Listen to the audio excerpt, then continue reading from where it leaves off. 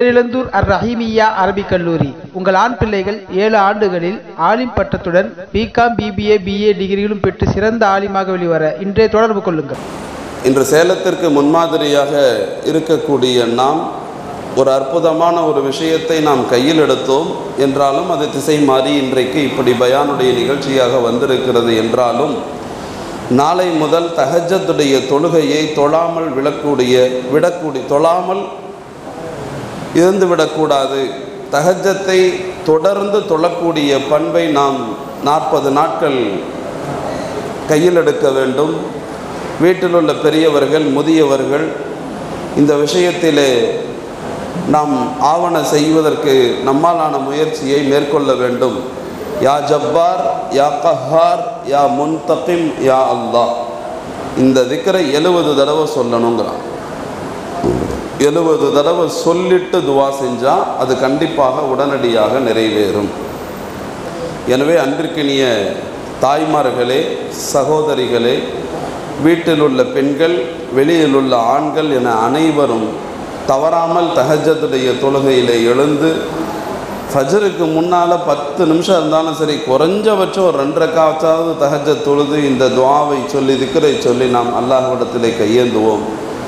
இந்த திருட்டு சட்டத்தை இடைக்கால நீக்கம் தடை அல்ல, முழுமையாக தடை செய்வதற்கு பழைய சாதாரண நிலையே மீண்டும் திரும்ப வருவதற்கு அல்லாஹ் நமக்கு உதவி செய்து அருள் புரிவானாக. அருமையானவர்களே,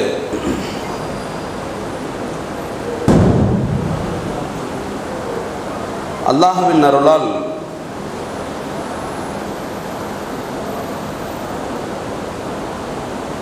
சமூகத்தினுடைய சேவைகளும் அதன் தேவைகளும் என்று சொல்லப்பட்டுள்ளது. இன்றைக்கான சேவை, அதனுடைய தேவை எவ்வளவு முக்கியமானது. ஒவ்வொரு மொஹல்லாவினுடைய மேம்பாடு குறித்து அந்தந்த மொஹல்லாவில் உள்ள ஒவ்வொருவரும் கவலைப்பட வேண்டியது கட்டாயமாக இருக்கிறது. அந்த மொஹல்லாவினுடைய மேம்பாடு சரியாக இருந்ததென்று சொன்னால் உயர்மட்டம் வரை அனைத்தும் சரியாக இருக்கும். நன்றாக நாம் ஒன்றை புரிய வேண்டும். இந்தியா என்பது தனிப்பட்ட ஒன்று அல்ல. பல மாநிலங்கள் சேர்ந்தது ஒரு இந்தியா. பல மாநிலங்கள் என்பது தனிப்பட்டது அல்ல. பல மாவட்டங்கள் சேர்ந்தது ஒரு மாநிலம். பல மாவட்டங்கள் என்பது ஒரு தனி இடம் அல்ல. பல ஊர்கள், பல நகராட்சிகள் சேர்ந்தது ஒரு மாவட்டம். பல ஊர்கள் என்பது ஒரு தனி பெயர் அல்ல. பல வீடுகள், பல தெருக்கள் எல்லாம் சேர்ந்தது தான் ஒரு ஊர். எப்படி 100 ரூபாய்க்குள் 1 ரூபாய் என்பது அடங்கி இருக்கிறதோ, 1 பைசா என்பது அடங்கி இருக்கிறதோ, அதுபோல இந்தியா என்கிற ஒட்டுமொத்த நாட்டில் ஒவ்வொரு குடிமகனும், ஒவ்வொரு தெருவும், ஒவ்வொரு வீடும், ஒவ்வொரு குடும்பமும் அதனுடைய மிக பெரும் அங்கமாக இருக்கிறது. அந்த வகையில் இஸ்லாமிய சமூகத்தினர்களுக்கான இந்த மொஹல்லாவினுடைய மஸ்ஜித் மேம்பாடு அப்படிங்கிறது மிக மிக அத்தியாவசியமாக இருக்கிறது. ஒட்டுமொத்த இஸ்லாமிய சமூகத்திற்கினுடைய அடிப்படை நாதம் ஒவ்வொரு வீட்டினுடைய மொஹல்லா, ஒவ்வொரு வீட்டினுடைய மேம்பாடு. அந்த வீடு பள்ளிவாசலோடு சேர்ந்திருப்பதை கொண்டு தான் சிறப்பு பெறுகிறது. கண்மணி நாயகம் ஸல்லல்லாஹு அலைஹி வஸல்லம் மக்காவிலிருந்து மதீனாவிற்கு ஹிஜ்ரத் செய்து வந்தார்கள். மதீனாவிற்குள் நுழையவில்லை, மஸ்ஜிதே குபாவிலே தங்கினார்கள். தங்கிய போது என்ன செய்தார்கள்? இருந்த 3 நாளில் முதல்ல பள்ளிவாசல் கட்டினார்கள். மதீனாவுக்குள்ள போகல, ஆனால் வெளியிலேயே பள்ளிவாசலுக்கான அஸ்திவாரமிட்டார்கள். தங்களின் திருக்கரத்தால் பள்ளிவாசலுக்கான அஸ்திவாரத்தை, கட்டிடத்தை எழுப்பினார்கள். அதனைத் தொடர்ந்து மஸ்ஜிதே குபா உருவானது. பெருமானார் ஸல்லல்லாஹு அலைஹி வஸல்லம் 3 நாட்கள் தங்கிவிட்டு மதீனாவுக்குள் நுழைந்தார்கள். மதீனாவுக்குள் நுழைந்த பிறகு பெருமானார் ஸல்லல்லாஹு அலைஹி வஸல்லம் அவர்களுக்கான இடத்தை, வீட்டை தேடி அவர்கள் இடத்திலே, அவர்களுக்கான வீட்டிலே அவர்கள் அடைந்த போது, அதற்கு பிறகு அவர்கள் செய்த முதல் வேலை என்ன என்று சொன்னால், அந்த வீட்டுக்கு அருகில் இருந்த காலி நிலம் யாருடையது என்பதை விசாரித்து, 2 இளைஞர்களுக்குரியது என்பதை தெரிந்து அவர்களிடத்திலே சந்தித்து, இங்கே பள்ளிவாசல் கட்டுவதற்கு இந்த இடம் வேண்டும் என்று கேட்டு, அந்த இடத்திற்கான தொகை, அந்த இடத்தை அவர்கள் அன்பளிப்பாக தர முன்வந்த போதும் கூட அதற்கான தொகையை அவர்களுக்கு பெருமானார் ஸல்லல்லாஹு அலைஹி வஸல்லம் அந்த சஹல், சுஹைல் என்கிற 2 சிறுவர்களுக்கு பணத்தை கொடுத்து அந்த இடத்தை பெற்று அங்கே மஸ்ஜிதுன் நபவியை நிறுவினார்கள் என்று வரலாறு சொல்கிறது. அப்போ ஒரு இடத்திலே ஆரம்பமாக அவர்கள் செய்த ஃபர்ஸ்ட் விஷயமே பள்ளிவாசல் தான். அந்த பள்ளிவாசலை கொண்டுதான், மஸ்ஜிது நபவியை கொண்டுதான் சமூகத்தினுடைய ஒட்டுமொத்த மேம்பாட்டையும் பெருமானார் ஸல்லல்லாஹு அலைஹி வஸல்லம் இந்த உலகத்திற்கு அற்புதமாக சொல்லித் தந்தார்கள். மஸ்ஜித் என்பது வெறும் தொழும் இடம், பள்ளிவாசல் என்பது தொழுகைக்கானது அப்படிங்கிறது மட்டுமாக இல்லை. இந்த சமூகத்தினுடைய எல்லா விதமான செயல்பாடுகளுமே பள்ளிவாசலோடு கலந்து செய்ய வேண்டும், இணைந்து செய்ய வேண்டும், பள்ளிவாசலில் இருந்து செய்ய வேண்டும் என்கிற ஒரு பண்பாட்டை பெருமானார் ஸல்லல்லாஹு அலைஹி வஸல்லம் அந்த சமூகத்திற்கு உணர்த்தினார்கள். எந்த தேவையாக இருந்தாலும் நீங்கள் தனிநபரை சென்று சந்திக்காதீர்கள், பள்ளிவாசலுக்கு வந்து அல்லாஹ்விடத்திலே கேளுங்கள். இந்த பண்பாட்டை கண்மணி நாயகம் ஸல்லல்லாஹு அலைஹி வஸல்லம் ஆரம்ப காலத்திலேயே சஹாபாக்களுக்கு போதித்து கொடுத்தார். உன்னுடைய எந்த தேவையாக இருந்தாலும் அல்லாஹ்விடத்திலே கேள் என்று சொன்ன பெருமானார் பள்ளிவாசலிலே வந்து கேட்கக்கூடிய சஹாபாக்களை உருவாக்கி வைத்தார்கள். எந்த அளவுக்கு அந்த சஹாபாக்களுக்கும் பள்ளிவாசலுக்குமான ஒரு நெருக்கத்தை உருவாக்கி வைத்தார்கள் என்று சொன்னால், இரவு நேரத்தில் தூக்கம் சரியாக வரவில்லை என்றாலும் கூட கொசுக்கடி புரண்டு புரண்டு படுத்துக்கிட்டே இருக்கும். இப்பெல்லாம் பாருங்க, வெயில் கண்ணை மூடிட்டு காட்டுத்தனமாக அடிக்குது. நைட்டில் 2:30 மணி 3 மணிக்கெல்லாம் நிம்மதியாக தூக்கமே போயிடுது. வேத்து விறுவிறுத்து பனியெல்லாம் நனைஞ்சு போயிடுது. புரண்டு புரண்டு படுத்தாலும் கடைசியில் எந்திரிச்சு வந்து வெளியில் கதவை திறந்து 10 நிமிஷம் சும்மாவாச்சும் நின்று அந்த காற்றுல ஆசுவாசப்படுத்துவோம். இது போன்ற அந்த பாலைவன பூமியிலே அவ்வளவு சூட்டிலும் அந்த சஹாபாக்கள் இரவு நேரத்தில் தூக்கமின்மையால் அவர்கள் சிரமப்பட்டாலும் கூட அவர்களுடைய உள்ளம் உடனே நினைத்து பார்ப்பதும், அவர்கள் சற்று தங்களை ஆசுவாசப்படுத்திக் கொள்ள அவர்கள் ஏதுவான இடமாக அவர்கள் நினைப்பதும் மஸ்ஜிது நபவியாகவே ஆக்கி வைத்தார்கள். எந்த நேரத்திலும் சஹாபாக்கள் மஸ்ஜிது நபவிக்கு வருவாங்க.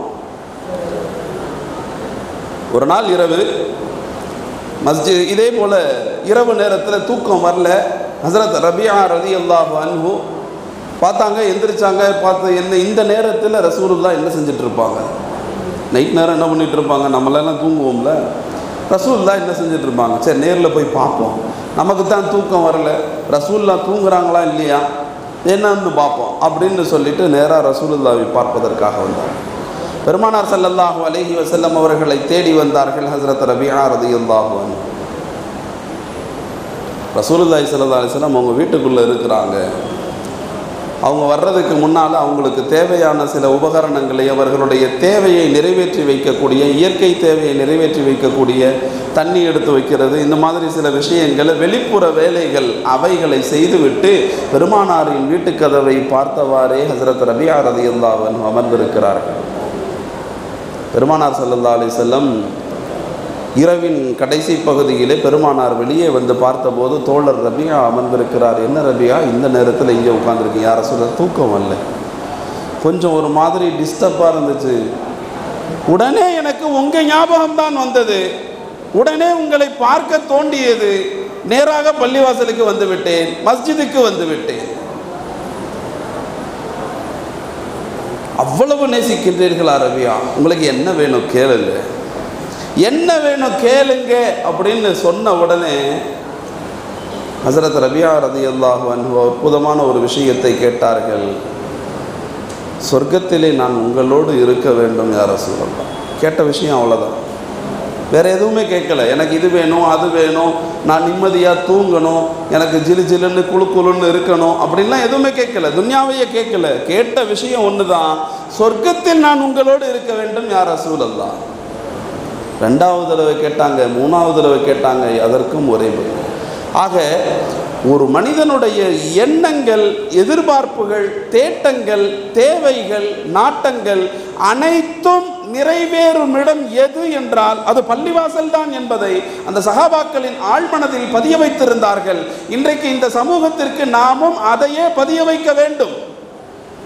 ஒரு சிரமம் வந்துவிட்டது, ஒரு நெருக்கடி வந்துவிட்டது, வாழ்வியல் கஷ்டம் வந்துவிட்டது என்றால் பள்ளிவாசலில் சென்று 2 ரக்காத்து தொழுதுட்டு அல்லாட்ட கேள், அதை நிறைவேற்றி தரக்கூடிய ஆட்களை அல்லாஹ் ஏற்பாடு செய்வான் என்கிற அந்த பக்குவத்தை இன்றைய சமூகத்தினர்களுக்கு நாம் சொல்லித்தர மறந்து விட்டோம். கஷ்டமா? அவர் பாய் இருக்கார் பாரு, அவர்கிட்ட போய் சொல்லு, நான் சொன்னேன்னு சொல்லு, என் பேர் சொன்னா உடனே கொடுப்பார். ஏன்னா நமக்கு அந்த இடத்துல ஒரு ரெஸ்பெக்ட், மரியாதை வேணுமா இல்லையா? அப்போ நான் அப்படிங்கிற அந்த நான் அப்படிங்கிறத முன்னாடி சொருகி என் பேரை சொல்லு, நான் சொன்னேன்னு சொல்லு. இப்படி ஒரு டைரக்ஷனை நம்ம காட்டி விடுறோம். இது சரியான டைரக்ஷனானா இல்லை. போய் 2 ரக்காத் தொழுகு, பள்ளிவாசலில் ஒழு செய்து விட்டு தொழுகு, அல்லாஹ்விடத்திலே துஆ செய், அல்லாஹ் உனக்கான வழியை கொடுப்பான். முடிச்சுட்டு வா, நான் உனக்கு ஏதாவது ஒரு ஆலோசனை சொல்கிறேன் யோசிச்சு அப்படின்னா அவன் போய் துவா செஞ்சு அல்லாட்ட எதையாவது ஒன்று மன்றாடி கேட்டுட்டு ஒன்று அவனுக்கே உரிய ஏதாவது ஒரு மனமாற்றத்தை அல்லாஹ் ஏற்படுத்துவான், அல்லது அல்லாஹ் ஒரு வழியை திறந்து வைப்பான், அல்லது அவனுக்கு உதவக்கூடிய மனப்பான்மையை நம்முடைய உள்ளத்தில் அல்லாஹ் போட்டு விடுவான். அப்போ அந்த உதவி அவனுக்கு யாராவது ஒருவரின் மூலமாக நிறைவேறும் போது அந்த மனிதன் என்ன நினைப்பான்? 2 ரக்காத்து தொழுதுட்டு அல்லாட்ட கேட்டேன், எப்படியாவது ஒன்று அந்த காரியம் நடந்துருது. இப்போ இந்த பக்குவத்தை மக்களிடத்திலே நாம் கொண்டு சென்று சேர்த்த வேண்டும். அதற்கு பள்ளிவாசலுடைய தொடர்பு என்பது கண்டிப்பாக இருக்க வேண்டும். கூட்டு இபாதத், ஒற்றுமையாக சேர்ந்திருத்தல் என்பது மிக மிக அவசியமாக இருக்கிறது. சிறப்புகள் எல்லாமே சேர்ந்திருப்பதில் தானே கலந்திருக்கிறது. ஈது தொழுகை எவ்வளவு சிறப்பிற்குரியதாக நாம் கருதுகிறோம், ஜும்மாவுடைய தொழுகை எவ்வளவு சிறப்புக்குரியதாக நாம் செய்கிறோம், ஜனாசாவுடைய தொழுகை எல்லாரும் வரணுங்கிறதுக்காக காத்திருந்து அந்த ஜனாசாவுடைய எப்படிப்பட்ட ஒரு கூட்டு தொழுகையாக நாம் செய்கிறோம். இதுபோன்று எந்தெந்த இபாதத்துகளை நாம் பார்த்தாலும் அதிலெல்லாம் எல்லோரும் சேர்ந்து செய்ய வேண்டும் என்பதை நாம் நினைக்கிறோம். நோன்பு திறக்கிறது கூட எல்லாரும் ஒன்றா உட்கார்ந்து தான் நோன்பு திறக்கணும் அப்படிங்கிறத நம்ம எவ்வளோ ஒரு சந்தோஷமாக நினைக்கிறோம். நமக்கு இருக்கோ இல்லையோ பக்கத்தில் எடுத்து வச்சு மற்றவங்களுக்கும் கொடுத்து நம்மனால 4 பேர் சாப்பிட்டுட்டு நோன்பு திறக்கணுங்கிற அந்த எண்ணம். இப்போ இந்த பண்பாடு, இந்த கூட்டுறவு, இந்த ஒற்றுமையாக இருத்தல் அப்படிங்கிற இந்த இபாதத். அதே போல் பாருங்கள், ஹஜ்ஜு செய்கிறது எப்பேற்பட்ட உலகவியல் எவ்வளவு பெரிய ஜாம்பவானாக இருந்தாலும் அங்கே சமத்துவத்தை போதிக்கக்கூடிய அந்த மேலே ஒரு ஆடை கீழே ஒரு ஆடை, அவர்கள் அங்கே ஒற்றுமையாக கூட்டாக சேர்ந்து இபாதத் செய்கிறார்கள். அப்போ இது போன்ற எல்லா விஷயத்திலும் நாம் ஒற்றுமை உணர்வையும் கூட்டையும் தான் இந்த இபாதத்துகள், இந்த செயல்பாடுகள் இவைகள் எல்லாம் நமக்கு சொல்லித் தருகிறது. இது வெறும் இபாதத்துகளுக்கு மட்டும் கூட்டாக சேர்ந்து செய்ய வேண்டும், ஒரு இணக்கமாக சேர்ந்து செய்ய வேண்டும் என்பது அல்ல. நாம் செய்யக்கூடிய நற்காரியங்கள் எல்லாவற்றிலும் எல்லோரையும் அரவணைத்து செய்ய வேண்டும், எல்லோரையும் சேர்த்து செய்ய வேண்டும். அப்படி செய்தால் முஹல்லாவுடைய மேம்பாடு சிறக்கும். என்ன செய்யணும்? நாம் நினைக்கிறோம் தொழுகணும், ஓதணும், பள்ளிவாசலுக்கு போனாலே பயான்னு சொன்னாலே தொழுகவா, ஓது, திக்ரு செய், பள்ளிவாசல்லையே உட்காந்துரு, நீ தொப்பியே போடு, நீ தாடியை வையி, நீ ஜுப்பா போடு, நீ இப்படி இரு, நீ அப்படி இரு, இப்படின்னே சொல்லிக்கிட்டே இருப்பாங்க. இதைத்தானே எப்போ பார்த்தாலும் எல்லாருமே சொல்லிக்கிட்டு இருக்க போகிறாங்க அப்படின்னே நம்ம நினச்சிட்டு இருக்கோம். அப்படி அல்ல. இது மட்டுமே வாழ்வியல் அல்ல, இது மட்டுமே நிரந்தரமாக முடிவென்பது அல்ல. குர்ஆனில் அல்லாஹ் ஒரு விஷயத்தை சொல்கிறான், இதை நீங்கள் கரெக்டாக செஞ்சீங்கன்னா அல்லாஹ் 2 விஷயத்தை சொல்கிறான். இந்த 2 விஷயத்தை நீங்கள் கரெக்டாக செஞ்சீங்க அப்படின்னு சொன்னால் உங்களுக்கு அல்லாஹ் ஒரு வாக்களிக்கிறான், உறுதி பிரமாணம் தருகிறான். நீ இந்த 2 விஷயத்தை செஞ்சன்னா உனக்கு நான் இதெல்லாம் செய்கிறேன். என்ன என்ன செய்கிறேன்? உன்னை நான் ஆட்சியாளனாக ஆக்குகிறேன், அதிகாரியாக ஆக்குகிறேன், உன்னை உன்னுடைய ஒரு கூட்டத்திற்கு ஒரு பிரதிநிதியாக உன்னை நான் ஆக்குகிறேன். இதுக்கு முன்னாடி இருந்தவங்க எல்லாம் எப்படி ஒரு ஆட்சியாளராக, ஒரு பிரதிநிதியாக, ஒரு மதிப்பிற்குரியவராக நான் ஆக்கினேனோ அந்த மாதிரி உன்னையும் நான் ஆக்குகிறேன். நீ எந்த மார்க்கத்தை விரும்பி நீ அதன்படி நடந்து கொண்டிருக்கிறாயோ அதிலே நான் உன்னை நிலைநிறுத்தி வைக்கிறேன். செய்ய வேண்டிய விஷயம் 2, நமக்கு கிடைக்க போகிற விஷயம் 3. 2 விஷயத்தை செஞ்சால் முதல்ல நமக்கு நல்ல ஆட்சி, நல்ல அதிகாரம், ஒரு நல்ல ஒரு தலைமைத்துவம், பிரதிநிதித்துவம் என்பது நமக்கு கிடைக்கும் என்று அல்லாஹ் வாக்களிக்கிறான்.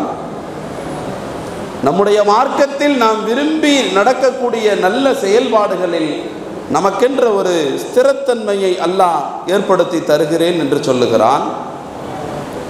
மிம்பாதி ஹௌஃபிஹிம் அம்னா, நீ பயந்து போயிருக்கிறையே, இப்படி ஆயிருமோ, அப்படி ஆயிருமோ, இதாவது ஆயிடுச்சுனா, அப்படி ஆயிடுச்சுனா அப்படின்னு பயப்படுறியே, அந்த பயம் வந்த பிறகு நீ பயந்ததற்கு மாறாக உனக்கு அச்சமற்ற நிலையை நான் ஏற்படுத்தி தருகிறேன்.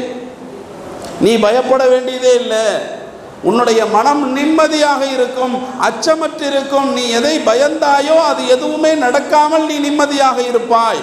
அப்படிங்கிற இந்த அச்சமற்ற தன்மை, இது 3ஐயும் நான் உனக்கு தருகிறேன் அப்படின்னு சொல்கிறேன். வேணுங்களா? எல்லாருக்குமே வேணும்ல? இன்றைக்கி இந்த 3 தானங்க நமக்கு ஒரு மிகப்பெரிய பிரச்சனையாக இருக்குது. ஆட்சியாளராக இருப்பது, நல்லவங்களாக இருக்கணும், நம்ம இருக்கிற இடத்துல நம்ம வீட்டுக்கு நம்ம தான் குடும்பஸ்தன், நம்ம ஒரு நல்ல இதில் இருக்கணும், நம்மளை வீட்டில் இருக்கிறவங்க மதிக்கணும், மனைவி மக்கள் மதிக்கணும். அதே மாதிரி நம்முடைய செயல்பாடுகளில் நம்மளால் ஸ்டாண்டர்டாக எதுவுமே செய்ய முடியாமல் இருக்குது, அதை கரெக்டாக செய்யணும், அது உறுதியாக இருக்கணும். நம்மளுடைய செயல்பாடுகள் எல்லாமே மார்க்க விஷயங்களில் பிடிப்போடு இருக்கணும். அதே மாதிரி எக்காரணத்தை கொண்டு பயப்படக்கூடாது. என்ன நடந்துருமோ, ஏது நடந்துருமோன்னு எனக்கு இப்படின்னு கண்ணை மூடி அடுத்த ஒரு மாதம் கழித்து என்ன நடக்க போதோன்னு நினச்சாலே பயமாக இருக்குங்க. கண்ணை மூடனாலே தூக்கமே வரமாட்டேங்குது, என்ன நடக்க போதும், அதெல்லாம் எதுவுமே இருக்காது. இது எல்லாத்தையும் அல்லாஹ் தரைங்கிறான். இதுக்கு என்ன செஞ்சால் அல்லாஹ் இதெல்லாம் தரைங்கிறான்? வஅதல்லாஹுல்லதீன ஆமனூ மின்கும், உங்களுக்கு அல்லாஹ் வாக்களிக்கிறான். ஆமனு, நீ முதல்ல ஈமான் கொள். லா இலாஹ இல்லல்லாஹ் முஹம்மதுர் ரசூலுல்லாஹ்ங்கிற ஈமானிலே நீ உறுதியாக இரு. வணக்கத்திற்குரிய நாயன் அல்லாஹு தாலாவை தவிர வேறு யாரும் இல்லை, முஹம்மதுர் ரசூலுல்லாஹி ஸல்லல்லாஹு அலைஹி வஸல்லம் அவர்கள் அல்லாஹுடைய அடியாராகவும் திருத்தூதராகவும் இருக்கிறார்கள் என்பதில் நீ உறுதியாக இரு. இந்த ஈமான் நீ பக்காவா வை. அதை முடிச்சுட்டு நீ தொழுகு, நீ ஓது, நீ ஜக்காத்து கொடு, நீ நோன்பு வையி, நீ ஹஜ்ஜு செய்யி, டெய்லி நீ இத்தனை ரக்காத்து தொழுகு, டெய்லி இவ்வளோ தஹஜ்ஜத், அதெல்லாம் சொல்லுங்க. வஅமிலுஸ் ஸாலிஹாத், நல்லமல்கள் புரிய வேண்டும் என்று அல்லாஹ் சொல்லுகிறான். வஅமிலுஸ், எங்கெல்லாம் குர்ஆன்ல நிறைய இடம் பார்ப்போம், இல்லல்லதீன ஆமனு வஅமிலுஸ் ஸாலிஹாத், ஈமான் கொள்வதும் அமலே சாலிஹ் என்கின்ற நல்லமல்கள் செய்வதும். அப்போ இந்த நல்லமல்கள் செய்வது என்பதெல்லாம் எது நல்லமல்கள் செய்வது? முன்னால் பேசுன ஜியாதுல் கூட சொன்னாங்களே, தொழுகையே இல்லை ஆனால் அமலே சாலிஹ் இருந்தது, நல்லமல்கள் இருந்தது. அப்போ தொழுகை, இபாதத் என்கின்ற அவையெல்லாம் நம் மீது உண்டான கடமைகள், அது நமக்கும் அல்லாஹ்வுக்கும் சம்பந்தப்பட்ட தனிப்பட்டவை. செய்தால் அதற்கான கூலி உண்டு, செய்யாவிட்டால் அதற்கான பாவமும் அது அல்லாஹ்வுக்கும் நமக்குமானது. ஆனால் அமலே சாலிஹ் என்கின்ற நல்லமல்கள், நற்கிரியைகள் எல்லாமே இந்த அடியார்களோடு சம்பந்தப்பட்டவைகள், அடியார்களை கொண்டு சம்பந்தப்பட்டவைகள். இவைகள் எல்லாம் நிறைய இந்த அடியார்களோடு செய்ய வேண்டிய பொறுப்புகளில் உள்ளவைகள். இதை செய்பவர்கள் எல்லாம் வெற்றியாளர்கள். இதை செய்தால் இதையெல்லாம் அல்லாஹ் தருகிறேன் என்று சொல்லுகிறான். அப்போ நல்லமல்கள் புரிவது அப்படின்னு சொன்னால், பள்ளிவாசல்களில் நாம் கூட்டாக செய்யக்கூடிய அமல்களில் மிக முக்கியமானது என்ன தெரியுமா? நம்முடைய மொஹல்லாவினுடைய மேம்பாட்டில் முதல்ல செய்ய வேண்டியது சென்சஸ் எடுக்கணும். சென்சஸ் எடுக்கணும். எத்தனை பேர் இருக்கிறாங்க, எவ்வளவு பேர் இருக்கிறாங்க, மொஹல்லாவாசிகள் எத்தனை பேர், குர்ஆன் ஓத தெரிந்தவர்கள் எத்தனை பேர், தெரியாதவர்கள் எத்தனை பேர், வீட்டில் உள்ள ஆண்கள் எத்தனை பேர், பெண்கள் எத்தனை பேர், குழந்தைகள் எத்தனை பேர், அதிலே குழந்தைகளில் மதரசாக்கு வரக்கூடிய குழந்தைகள் எத்தனை பேர், வராத குழந்தைகள் எத்தனை பேர், வயதுக்கு வந்தோர் எத்தனை பேர், அதிலே ஓதத் தெரிந்தவர்கள் எத்தனை பேர், ஓதத் தெரியாதவர்கள் எத்தனை பேர், பட்டதாரிகள் எத்தனை பேர், பட்டதாரிகளில் அரசு அலுவலர்களாக பணிபுரிபவர்கள் எத்தனை பேர், படிக்காதவர்கள் எத்தனை பேர், அதாவது கூலி வேலைகள், சாதாரண சாமானிய வேலைகள் செய்பவர்கள் எத்தனை பேர், அதிலே வேலையே இல்லாமல் வெறுமனே சும்மா இருக்கக்கூடிய வாலிபர்கள் எத்தனை பேர், அதே போல வயதுக்கு வந்த பெண்கள் எத்தனை பேர், அவர்களில் வேலைக்கு செல்லக்கூடிய நிலையில் உள்ள பெண்கள் எத்தனை பேர், அவர்கள் வேலைக்கு செல்லும் இடங்கள் எங்கே, இது போன்ற பல்வேறு விதமான ஒரு மஹல்லாவினுடைய அத்துணை வீடுகளினுடைய தகவல்களினுடைய ஒட்டுமொத்த சென்செக்ஸ் நம்ம கிட்ட கண்டிப்பாக இருக்க வேண்டும். இது இருந்தது என்று சொன்னால் நம்முடைய ஒட்டுமொத்த மொஹல்லாவினுடைய மேம்பாடு, நாம் செய்ய வேண்டிய சேவை மிகச்சிறப்பானதாக இருக்கும். நாம் சேவை என்றால் உடனே என்ன நினைக்கிறோம், 4 பேர்த்துக்கு இதை செய்யணும், ஒரு பயான் நிகழ்ச்சி வைக்கணும், உடனே கூப்பிட்டு பெண்கள் பயான் வைக்கணும், இல்லை ஆண்கள் பயான் ஒரு செய்யணும், அல்லது இது மாதிரி போராட்டம் அப்படின்னு சொன்னால் ஆள் திரட்டி, இப்படியெல்லாம் இது மட்டும் அல்ல. இன்றைக்கு நம்முடைய மஹல்லாவில் எவ்வளவோ பேர் எப்படியோ இருக்கலாம். ஒரு சுருக்கமான ஒரே ஒரு சில விஷயங்களை நான் சொல்லி முடிக்கிறேன். மஸ்ஜிது சேவை குழு, இது இங்கே இருக்கா அப்படின்னு தெரியல, ஆனால் எங்கள் மஹல்லாவில் எல்லாம் இருக்குது. வாழப்பாடியில் நாங்கள் செஞ்சுக்கிட்டு இருக்கோம். சேலம் ஜங்ஷன் நூருல் இஸ்லாமில் இருக்குது. அவங்க சொல்கிற முதல் கண்டிஷன் என்ன தெரியுங்களா, மஸ்ஜிது சேவை குழு எந்த நிர்வாகம் அனுமதிக்கிறதோ அந்த பள்ளிவாசலில் மட்டும்தான் மஸ்ஜிது சேவை குழுவை நாங்கள் அறிமுகப்படுத்துவோம். அவங்க என்ன செய்வாங்க, வந்து இந்த சென்சஸ் எடுக்கிறது, இந்த மாதிரி சில விஷயங்கள் எல்லாம் செஞ்சு மொஹல்லாவுடைய நிலை என்ன அப்படிங்கிறத எடுத்து ஒட்டுமொத்தமாக நமக்கு கணக்கு கையில் கொடுத்துருவாங்க. கொடுத்துட்டு நீங்கள் என்ன செய்யணும் அப்படிங்கிற ஒரு சில வழிமுறைகளை அவர்கள் நமக்கு காட்டி தந்து விடுவார்கள். அந்த வழிமுறைகளின்படி சரியாக நாம் நடந்தால் நல்ல ஒரு விஷயம் என்னன்னா, ஒரு பக்கத்திலே தேவையுடைய ஏழைகள், மிக சிரமத்தில் இருக்கக்கூடிய நோய்வாய்ப்பட்ட நோயாளிகள் இந்த பக்கம் இருப்பாங்க. இந்த பக்கத்திலே யாருக்காவது கொடுக்க வேண்டும், ஏதாவது ஒன்றை கொடுத்து என்னுடைய தேவைகள் நிறைவேற வேண்டும், சதகாக்கள் செய்ய வேண்டும், தான தர்மங்கள் வழங்க வேண்டும், என்னால் கொடுக்க முடியும் அப்படிங்கிற அளவுக்குண்டான பெரியவர்கள் சீமான்களும் இருப்பார்கள். இந்த இருவரையும் மஸ்ஜித் என்கிற ஒரு பாலத்தில் இணைக்கக்கூடியது தான் மஸ்ஜிது சேவைக்குழு. அவ்வளோதான். இது ஒரு பெரிய இயக்கம், அது இது அப்படிலாம் ஒன்றுமே இல்லை. நாங்கள் எங்கள் பள்ளியில் அப்படி தான் செஞ்சிட்ருக்கோம். எதுவாக இருந்தாலும் பள்ளிவாசலில் வந்து கேளுங்க, பள்ளிவாசலில் வந்து சொல்லுங்கள். எது செஞ்சாலும் பள்ளிவாசலில் இருந்து தான் செய்வோம், பள்ளிவாசலில் வச்சு தான் கொடுப்போம். யாருக்காக இருந்தாலும் அதுதான். அப்போ இந்த இவர்களையும் இணைக்கும் பாலமாக அந்த சேவைக்குழு அப்படிங்கிறத அவங்க சொல்லி கொடுத்துட்டு போயிடுவாங்க. இப்போ இன்றைக்கி இதுதான் மிக தேவையான ஒன்று. ஒரு மஹல்லாவிலே விதவைகள் நிறைய பேர் இருக்கிறார்கள். இன்றைக்கு இளம் விதவைகள் மிக அதிகமாக இருக்கிறார்கள் பெண்களில். அதே போல பெண்களில் மிக அதிகமாக வட்டிக்கு வாங்கக்கூடிய பெண்கள் நிறையவே இன்றைக்கு இருக்கிறார்கள். ஹஸ்ரத் சொன்னாங்களா இல்லையா, இன்றைக்கு ஒரு சமூகம் இன்னைக்கு ஒரு இளைஞர்களை மதுவின் போதையில் அவர்களை உருவாக்கி வைத்திருக்கிறார்கள். இவர்கள் மதுவுக்கு அடிமையாக்க வேண்டும் என்று சிறுவர்கள் ஸ்கூல் படிப்பில் இருந்து காலேஜில் இருந்து ஒரு சமூகத்தையே மதுவுக்கு அடிமையாக உருவாக்கி வைத்திருக்கிறார்கள் என்று சொன்னார்களே, எப்படி இவர்களை மதுவுக்கு அடிமையாக்கி வைத்திருக்கிறார்களோ அதுபோல மகளிர் சுய உதவிக்குழு அப்படிங்கிற ஒரு பேரை வச்சுக்கிட்டு மிகப்பெரிய ஒரு ஃபைனான்ஸ் வட்டிக்கடையை சாதாரண குக்கிராமங்கள் வரை திறந்து வைத்து பல குடும்பங்களுடைய வாழ்வாதாரத்தை நசுக்கி கொண்டுள்ள நாசமாக்கி கொண்டிருக்கிறார்கள். இதனால் ஏற்படக்கூடிய விபரீதங்கள் மிக பயங்கரமானது, மோசமானது. அது பெண்கள் சம்பந்தப்பட்டது, பெண்களுக்குள் நடப்பது என்பதால் பள்ளிவாசல்கள் போல இது போன்ற ஆண்கள் பேசக்கூடிய பயான் மஜ்லிஸ்கள் வரை அது போன்ற அந்த நாத்தம் பிடித்த விஷயங்கள் இங்கே பேசப்படுவதில்லை. இது எந்த அளவுக்கு போகுதுன்னா, சமீபத்தில் 2 வருஷத்துக்கு முன்னாடி கூட சேலத்தில் சுய உதவி குழுவில் இருந்த முக்கியமான ஒரு இஸ்லாமிய பெண் காலையில் 8 to 8:15 ஆள் இருந்திருக்கிறாங்க. 8 மணிக்கு போய் டீ வாங்கிட்டு வரேன்ட்டு வெளியே போயிருக்காரு. 10 நிமிஷத்துக்குள்ளே உள்ளே வந்திருக்கிறாங்க. பீஸ் பீஸாக துண்டு துண்டாக வெட்டி சாக்கு பையில் போட்டு மூட்டை கட்டி வீட்டில் வச்சுட்டு போயிட்டாங்க. 15 நிமிஷத்துக்குள்ளே க்ளோஸ் டோட்டல். படிச்சிருப்போம், கேள்விப்பட்டிருப்போம்.